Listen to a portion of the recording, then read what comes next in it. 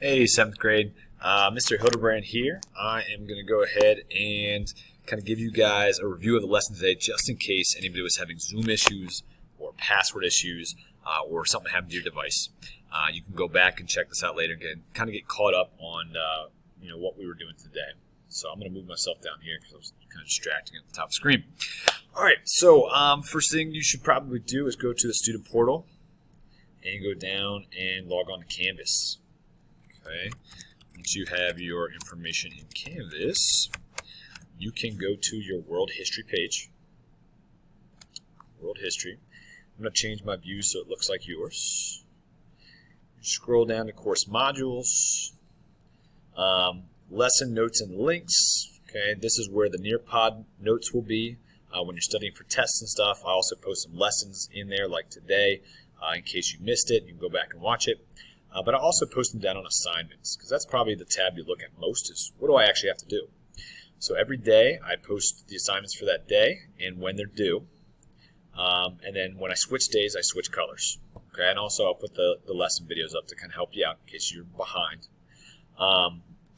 Today, I'm not assigning any new work. Yesterday I assigned this Mediterranean map for you to do on ClassKick or in person if you have the physical map that you got from me. Down at the bottom in blue, I did put a checklist. This is all the stuff that is due this week. So if you can do it online, awesome. Get it done and get it to me by tomorrow so I can grade it. If you picked up paper copies and you're not going to see me until next week, that's fine. Just as soon as you see me, give me those paper copies of these assignments. Okay. Once you're done all these assignments, you are done for week number 1. Okay. If you have questions about any of the assignments, just find me in the email. Okay. And send me the question. I'll be happy to help you. But if we go to Lesson Notes and Links, you can go to the Nearpod. Now, for this first week, we just use this first Nearpod, the 5 Themes of Geography, Egypt. So if you click on that, it will take you there. It's student paced, so you can work through it as you need to, go back to it, fix answers, change answers, study for a test that way. Okay. I'm going to switch screens here. Yesterday, we talked about location. Or the other day we talked about absolute location, meaning the exact spot on the earth that something is. And we talked about relative location, basically finding out where something is based on something else. Like, hey, where's Chick-fil-A? Oh, it's up by Target and Sheetz. Oh, okay.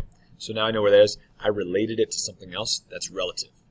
But if I say, where's Swedera Middle School? And you say 1101 Highland Street, that's absolute. That's exact. I can put that in a GPS. I can put that in Google Maps. It will take me there. We also talked about places. Now, places are slightly different. Location says, where is something? Place says, what is that location like?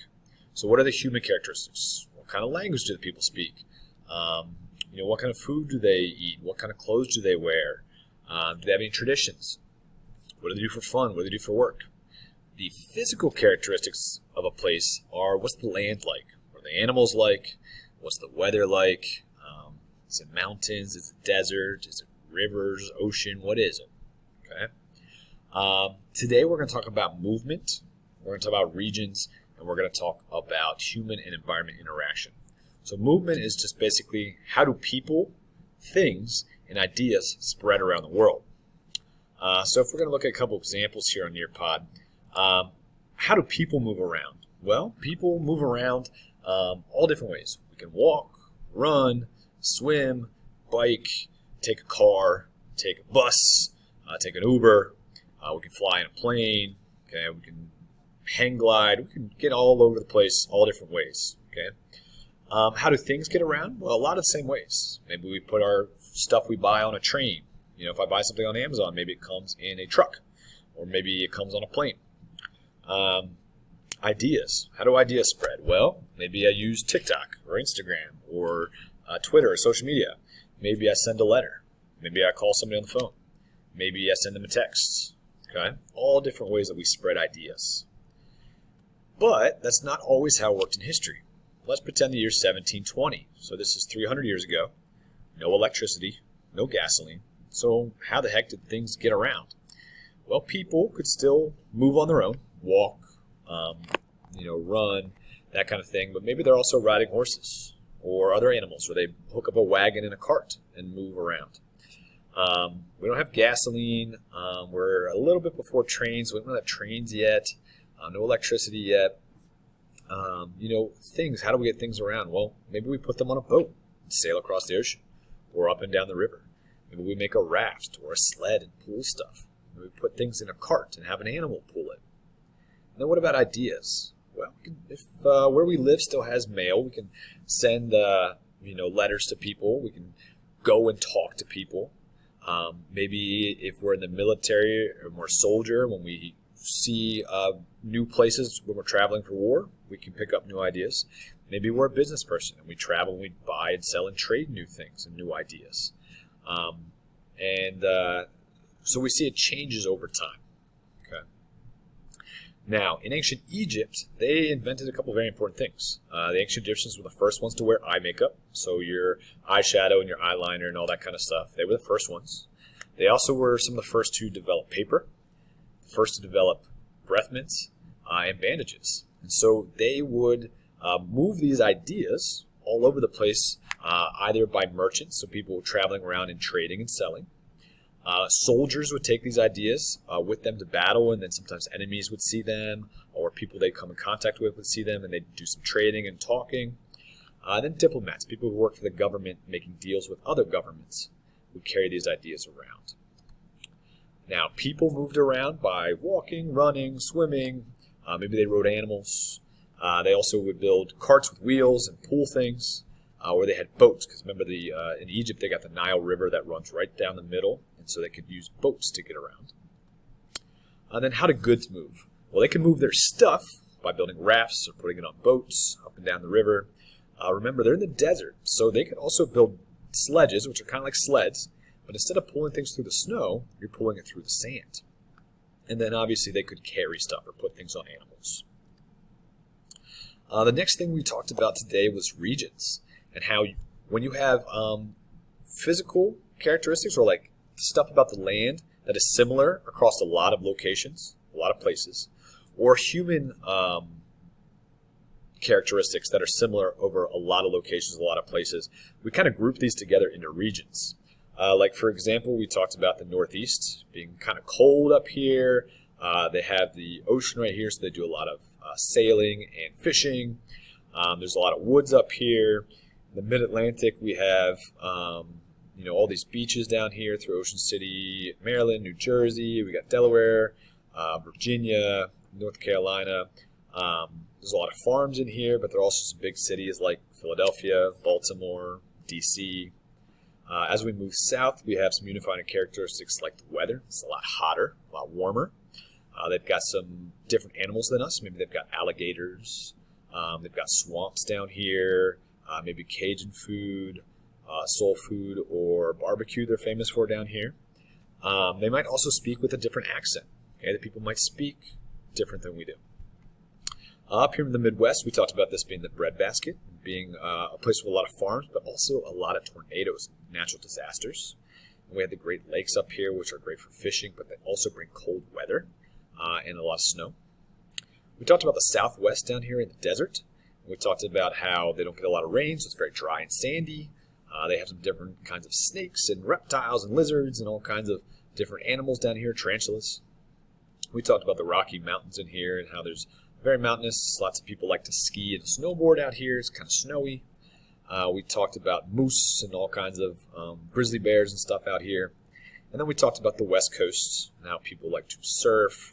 When we think California as a region, we think of Hollywood or Beverly Hills, celebrities. Up here, we think a lot of rain.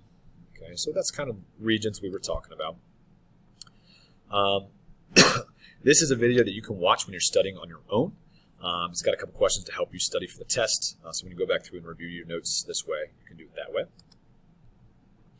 And then some Egypt and regions. Obviously, there's the Nile Delta up by the Mediterranean Sea. That's very fertile and lots of farming up there. They used to have an Upper Egypt and a Lower Egypt with two different kings, but then King Menes down here, he actually combined them. And then finally, we talked about human-environment interaction. Now, humans, they interact with their environment three different ways. One is they depend on it or they use it. Another one is they modify it or they change their environment. And the last one is they adapt it, or they adapt themselves, or they change themselves. So for example, in ancient Egypt, they depended on the environment because they needed the Nile River. They needed it to flood so that they would have good soil for their crops and they could farm. They also depended on it and they needed it for transportation. Now, they did modify the land, or they did change the land in ancient Egypt. They would dig out big stones and build giant pyramids, okay, that basically take up the whole landscape in the desert, right? Then you could see from the skyline. And so they changed the way it looked and the way it functioned to meet their religion.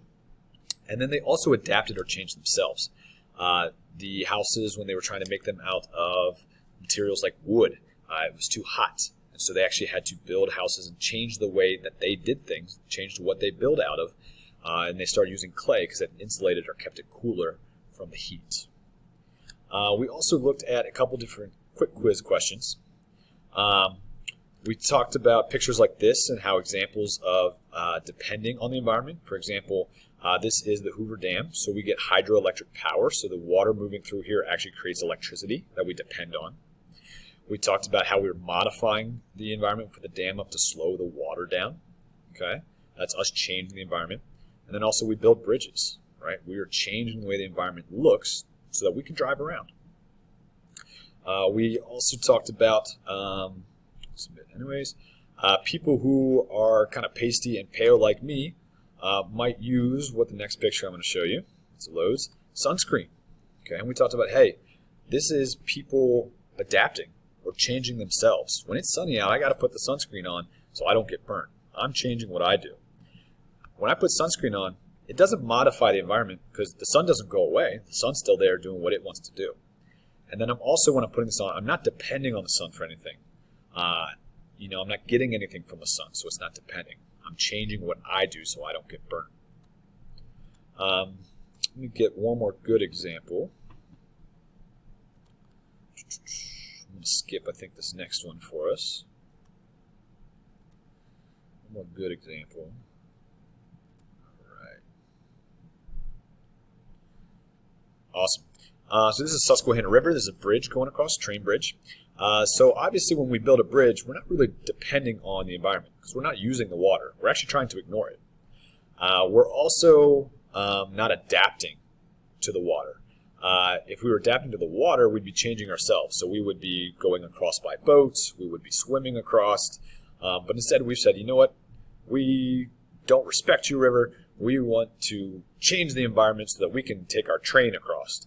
Or we want to build a bridge so we can take our car across. We don't care that cars and trains don't go through water. We want to modify the environment. We want to change it. We want to build a bridge. Okay. So that was kind of our examples that we talked about today. If you all have any questions about anything we looked at in our lesson or any of the assignments that are due, please send me an email. All right, folks, have a good one.